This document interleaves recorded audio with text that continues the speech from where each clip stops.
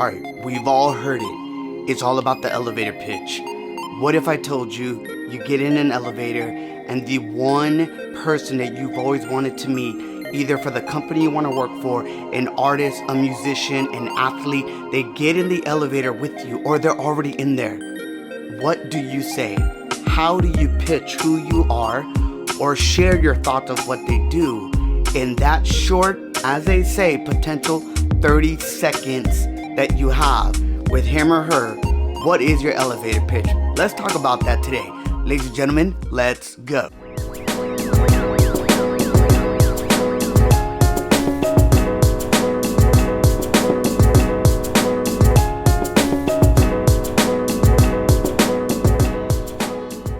What is up, everyone? This is Noan El Boricua.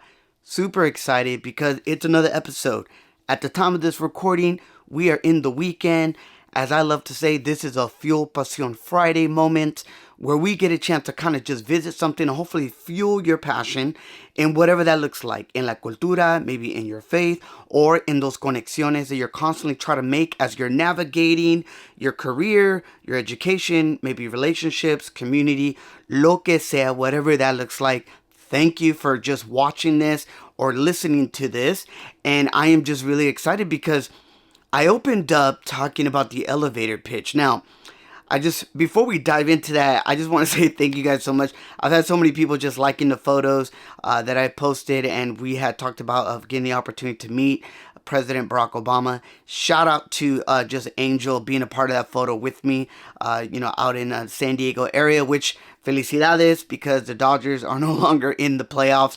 So good luck to the Padres, to the Phillies, really to all the teams that are left, which at the time of this recording, I can't believe the Yankees are down 0-2 in games to the Astros. Yo, at least knock out the Astros for me.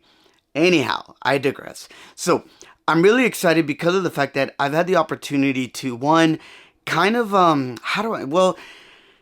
so I've been sharing this story. I was at work. We had an opportunity to do kind of like a networking mixer of just a global side of the team that I haven't had a chance to meet. And at the end of it, I actually stayed a little bit longer. I had a couple things that I had to do, typical checklist that we have to do.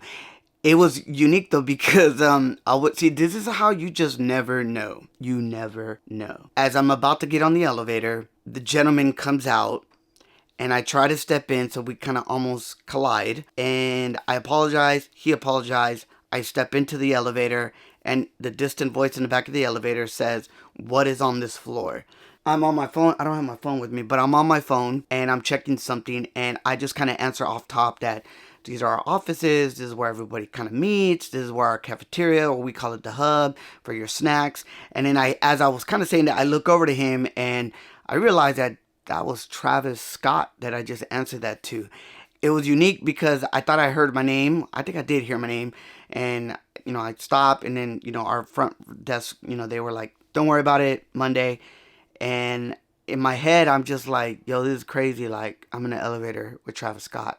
As I'm going down the elevator, there was really small talk. And one of the things that Travis Scott said was, it's crazy to see that LeBron James has a building.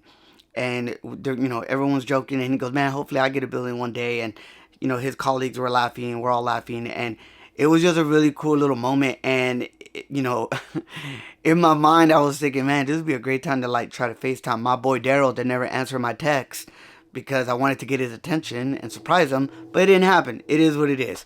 But it was really cool. We get off the elevator. I kid you not, it was approximately the 30 seconds that we talk about when we really think. To be honest, it's a little bit more because I did stop the elevator. We did, originally we almost hit as far as the other guy, and then I did stop the elevator. So technically it was probably maybe a minute, but in the height of that conversation, it was literally 30 seconds. If you were in an elevator, I don't know. I always think of some of the people I've always wanted to meet. What would you say? So I'm going to set this up for you. There was years ago, some people know this story. There was years ago where, if you may or may not know, Nelson Ferris is one of the longest tenured employees here at the company that I work at, Nike. And I remember just always watching his videos, listening to him on so many different areas, just on the journey of his career. And one of the things that I've always wanted to do was to be able to like meet him. And I remember we were hosting this event for our associates that work, in direct stores, in all of our stores, retail doors. And I had the opportunity to kind of share about the importance of branding, the importance of like resumes, the importance of like how do you show up well in an interview. And then within there, we had a quick little chapter about the elevator pitch. And one of the things that I said to the group that one day I'm going to meet Nelson Ferris. Everybody started laughing. I still don't know why they were laughing, real talk, but it's all good. Sure enough, we had a, oh my God, I'm like tripping. Not a summit. Yeah, a summit. So we had a summit and we all go up there. And sure enough, on the first day, we had the man himself, El Legendario Nelson Ferris. What's interesting was that my boss has me come over. I'm a post photos because I'm gonna call you out. She was taking these photos, and you can tell what I'm doing. What am I doing? It's called the elevator pitch. Now, I had my lanyard. It had my name on it. I didn't have this hat on. I had my Dodger hat. And the first thing I had the chance to say to him, and we're going to break this down in a bit, was, Mr. Nelson Ferris, my name is Noan Cruz, and I oversee all the talent recruitment in LA and Orange County for all of our stores. It is an honor to meet you, and I'm looking forward, because of your great storytelling, to one day to be able to get the baton passed over to me and that I can be able to continue the great work that you've done. So I just want to say thank you for all you do, and I'm looking forward to one day to be able to do the work that you do. That was literally my elevator pitch. He kind of grabs my my lanyard and he looks, he goes, "What's your name again?" And I think this is something where maybe it's a side note. I think there's something unique when you have a different name, that if the elevator pitch is spot on, you caught the attention of the person, they will ask you for your name again. In this case, he did. He actually asked me, "Can you pronounce your name again?" And I said my name, and he's like, "You're really from LA?" And I kind of laughed, and I said, "Yeah, I'm really from LA." And sure enough, this is where everything was money. That 30-second elevator pitch, right before the event's about to start, he actually says, "I'm originally from Long Beach, California. I went to Millikan High School. I then went on to go to Cal State Long Beach to run." And my mind was blown. I was like, this is crazy. So much so that his assistant was so kind enough to allow me to schedule time. Shout out to my leadership team that I had the chance to, with a peer of mine, a couple of my peers, to be able to sit down with Nelson Ferris and just have a very in-depth conversation of just the lay of the land when we think about what we're trying to do here at the brand. Now, why is the elevator pitch so important? Great question. Elevator pitch essentially is one to be able to brand yourself, sell a product. When I was kind of looking through and kind of like just reading a lot of different articles on elevator pitch, one of the things, again, so some people say it's 30 to 90. I like to say 30 just because time, everyone's rápido, right? Where they want to get to. And one of the things that I really enjoyed about understanding this elevator pitch is that throughout the years, first and foremost, you ideally want to memorize your elevator pitch. Ideally, in a digital social media, age, you would also want to really make sure that you maybe have it in your bio. A lot of times your bio, it can be a small snippet, which then you would 100%, and this is for people maybe that are content creators and really professional that are just always constantly elevating the game.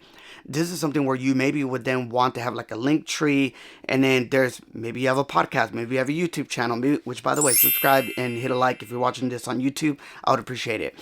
But whatever those little links are, maybe your personal website or a blog that you write every week or monthly, whatever that looks like, you ideally want this elevator pitch where I'm going to read it, or I've seen people actually do videos and it's in their profiles where they actually pitch it as well. It's all about being creative. It's all about present who you are. So, couple things that I wanted to share, and the thing is I totally left my stand, so I'm just going to grab my laptop here, but I took my notes. These are notes that I've had for a while, but when we think about creating this very effective elevator pitch, always know this, it's constantly always going to be changing depending on the journey that you're on. But one of the things that you always want to be able to answer in an elevator pitch as you're crafting it is, number one, ¿Quién soy? Answer the question, who am I? Now, when you write this, I want you to write a brief description. Make it tailored. Know who your audience is. If you're going to an event, maybe tailor it in that perspective. The key thing is that you want to make sure that you're kind of like setting up the marinade to everything else. You don't want to share you're married with, 3 kids, or you're, no. You again, if you're going to a work conference, you want to make sure that you're crafting it. And I think, a lot of times, I shared mine, right? Like, my name is Noan Cruz. I'm a talent recruiter here in the West. I'm from Los Angeles, California. And I'm just here planning to be able to connect with other recruiters and really trying to seek more insight as how do we continually make a very inclusive and diverse environment. That's something that I wrote down, real talk. Why? Because I was recently at Latitude, as well as the Hispanic Association of Corporate Responsibility Annual Symposium. I wanted to say that because it's a really long name. That's why they say ASED.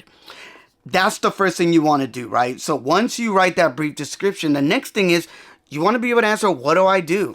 And ideally, that's kind of what I already did. That's why the cool thing is, as you're working on this, like, who am I? My name, my role, and now what do you do in this role? This is the part where ideally te vas a enfocar. You want to be able to focus in this moment, ideally, of exactly 1 or 2 items of what you do. In my case, I would speak ideally exactly what I do is talent recruitment for leadership in our stores. And then the second thing is that, and I need to put this down for a quick time. I got to give a shout out to my people. At the time of this recording, our ERG, which we call our networks, our Familia at Nike, the Latino Friends Network, is actually hosting the first ever at Nike, the Fiesta Ball. And if you got invited by an employee, I hope you have a great time. If this is way after the Friday night date, I hope you enjoyed it. And maybe you posted some stuff. But that's really what ideally I would share is, what do I do in my day job and what do I do as a passion project that I do? Now, some people may say, this is my day job. I am an executive banker. And I also give back in my community in serving my high school students, right? It's a lot of different things, but ideally you want to be able to answer that question of, what do I do? And a lot of times I put on here on my notes is like, what skills do you bring to a job? Or maybe an internship. I know I have a lot of students that be watching this.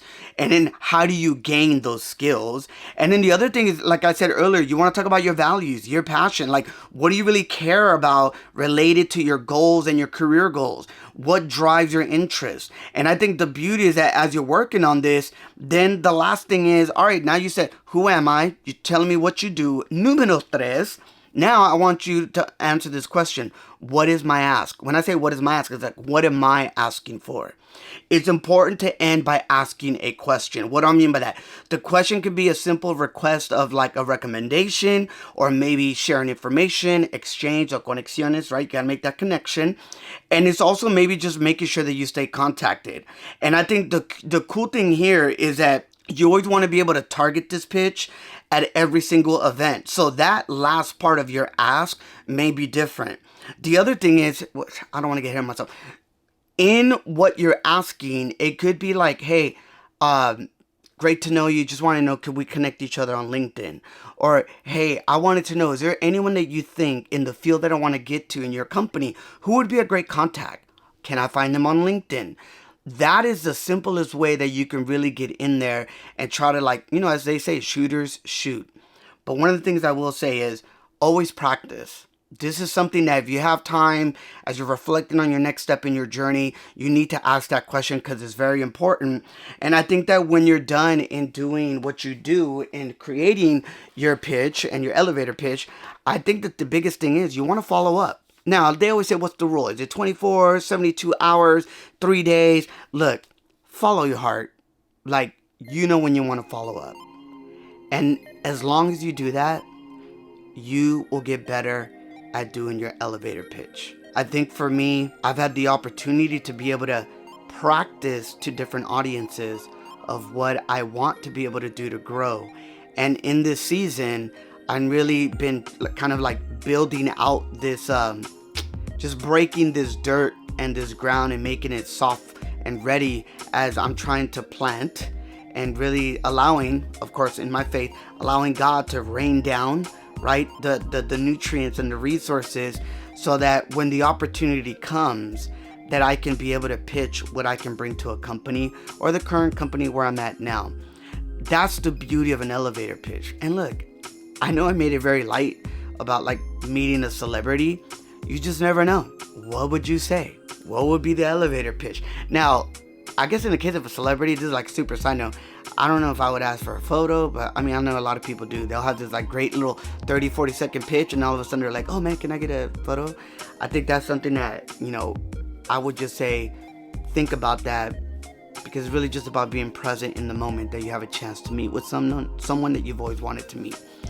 I had someone ask me this question. What was something that I said to President Barack Obama when I met him? This is another little moment of an elevator pitch, right? I'm not asking for a job. I'm just kind of like sharing something in my elevator pitch with him. And so like, I said who I am. I said where I'm from and what I do for Nike. And then one of my asks was going to be like, oh, I actually like have you follow me on Twitter. So I was going to ask that question, but I didn't. As soon as I touched that man's hand, I went blank. That's why you need to practice. I didn't practice enough on that moment, but it was all good, man. It was a moment to remember.